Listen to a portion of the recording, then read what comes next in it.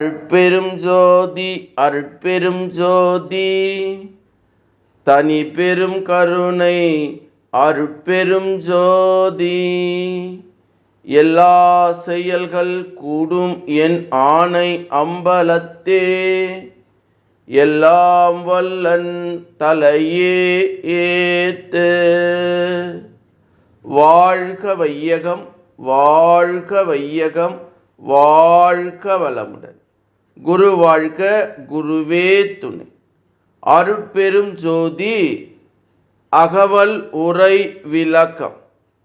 அறிவுறு சித்திகள் அனந்த கோடிகளும் பிரிவு அற விளங்கும் பெரும் தனி பொருளே என்று திரு அருள் பிரகாச வள்ளலார் ராமலிங்க சாமிகள் பாடி அருளச் செய்த திருவருப்பா அகவல் வரி பாடல். இதனுடைய உரை விளக்கம்.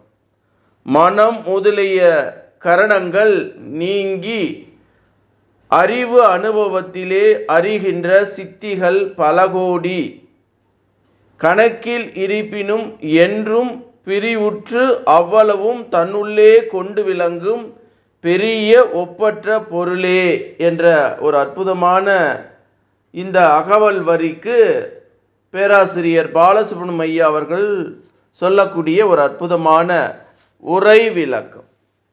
அறிவுறு சித்திகள் அனந்த கோடிகளும் பிரிவுற விளங்கும் பெரும் தனி பொருளே என்ற அகவல் வரி 915 916 அகவல் வரிக்கு சாமி சரவணானந்தா அவர்கள் தரக்கூடிய மெய்ஞான விளக்கம்.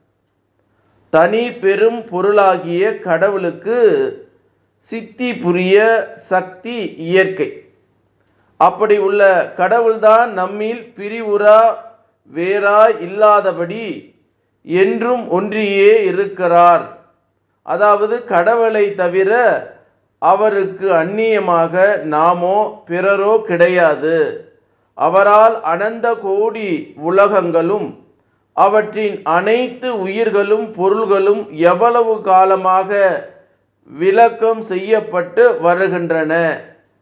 இன்னும் திருவருள் பெற்றோருக்கு எவ்வளவு சித்தி செய் ஆற்றல் வழங்கி அனந்த சித்திகள் புரிய வைக்கப்படுகின்றதாம்.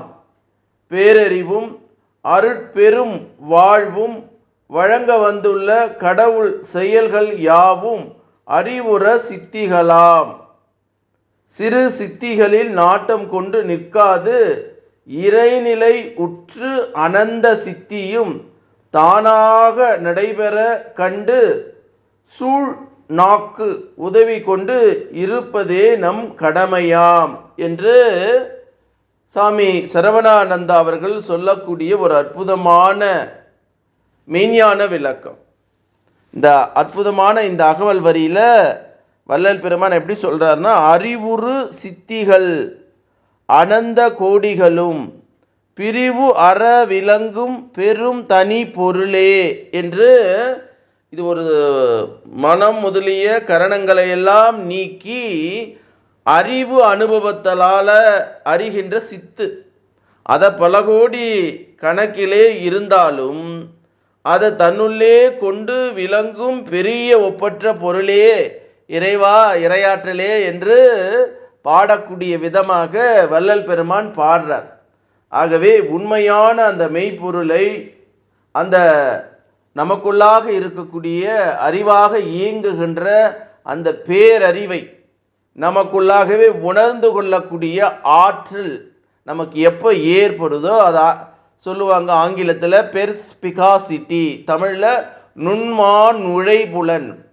அதை அகத்தவம் செய்து உண்மையை உணர்ந்து கொண்டு நாம் யார், நமக்கு என்ன சிக்கல் வருகிறது, ஏன் துன்பப்படுகிறோம், ஏன் துயரப்படுகிறோம் என்கிற எண்ணம் மனிதனுக்கு ஏற்பட வேண்டும். நம்ம நினைப்பதெல்லாம் நடந்து விட்டால், அது ஒரு திரைப்படத்தில் பாடல் கூட வரும், நினைப்பதெல்லாம் நடந்து விட்டால் தெய்வம் என்றது ஒன்று இருக்கான்னு தெரியாது. அதனால தான் மறைபொருளாய் மறைந்து இருக்கிறது. அது பல்வேறு கோடியான பல்வேறு வகையான சித்துகளை செய்யக்கூடிய அந்த ஏக இறைவன். நம்ம ஒரு சாதாரண சித்துக்கள் வந்தவே என்ன பண்ணுறோம்? ஆணவம் கொள்கிறோம், பேராசை கொள்கிறோம். நம்ம தான் வாழ்க்கையிலே உயர்ந்தவர்கள், நம்மை விட உயர்ந்தவர்கள் யாருமே இல்லை அப்படின்ற அந்த இருமார்ப்பு, செருக்கு, ஆணவம் இதையெல்லாம் வந்து விட்டதென்றால் நம்ம அறிவு எப்படி அந்த உயர்ந்த நிலைக்கு விளங்கும்? அதுக்கு புலன் இன்பத்தை அடக்கி ஆளுகிற ஜீவ ஒழுக்கத்தோடு அறிவை இறைநிலையோடு இணைக்கிற அந்த உயிரையும் அறிவையும் இறைநிலையோடு இணைக்கிற ஆற்றலை எந்த ஒரு இனம் ஜீவன் பெறுகிறதோ அது உண்மையான அனந்த கோடிகளாக இருக்கக்கூடிய எந்த பாடும் பார்ஷியாலிட்டி பார்க்காக கொடுக்கக்கூடிய அந்த ஒரு பெரும் பெரும் அந்த பரம்பொருள், அந்த பரம்பொருள் நினைக்க நினைக்க என்ன ஆகுது?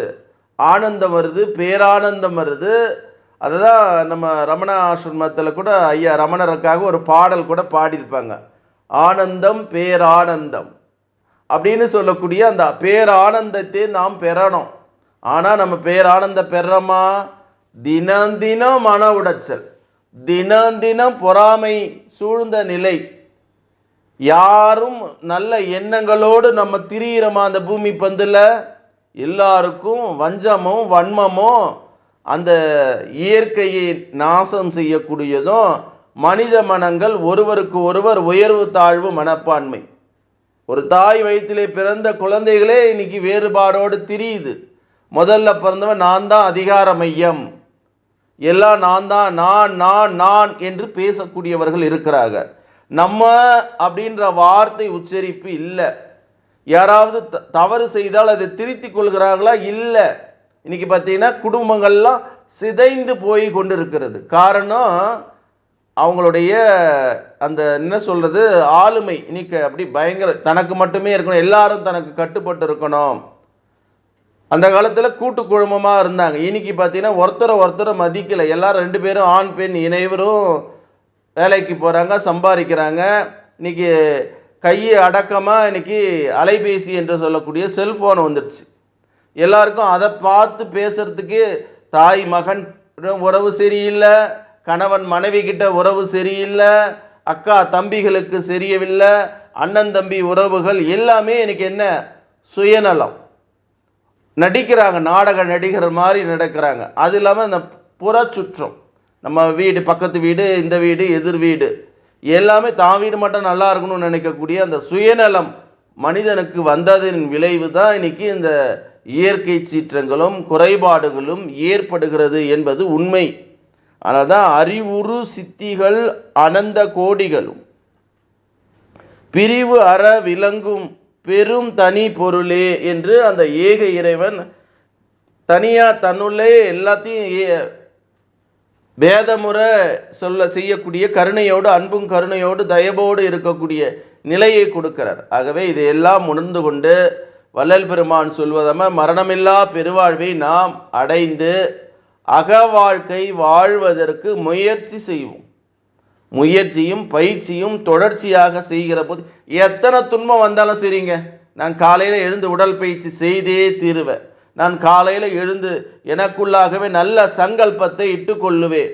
அப்போ அகஸ்தினுடைய சுத்தம் செஞ்சேன்னா புறம் என்ன அழுத்தினாலும் குப்பையாக எல்லாம் கழுவி நீர் ஓடுற ஓடை மாறி போயிடும் என்கிற திட சங்கல்பத்தை சொல்லக்கூடிய ஒரு அற்புதமான அகவல் வரி என்று சொல்லி, அருட்பெரும் ஜோதி அருட்பெரும் ஜோதி தனி பெரும் கருணை அருட்பெரும் ஜோதி எல்லாம் செயல் கூடும் என் ஆணை அம்பலத்து எல்லாம் வல்லன் தலையே ஏத்து, இன்று வருமோ நாளைக்கு வருமோ அல்லது மற்ற என்று வருமோ அறியேன் எம் கோவே, துன்று மலை விம்மாயற்று வெளிக்குள் வெளி கடந்து சும்மா இருக்கும் சுகம் என்று பாடி அருளச் செய்த திரு அருள் பிரகாச வள்ளலார் ராமலிங்க சாமிகளின் திருவடியை வணங்கி, இந்த பூமியிலே வாழக்கூடிய சித்தர்கள், ஞானிகள், மகான்கள், ஜீவமுக்தர்களுடைய திருவடியை வணங்கி இறைநிலையோடு என் எண்ணத்தை கலக்கவிட்டு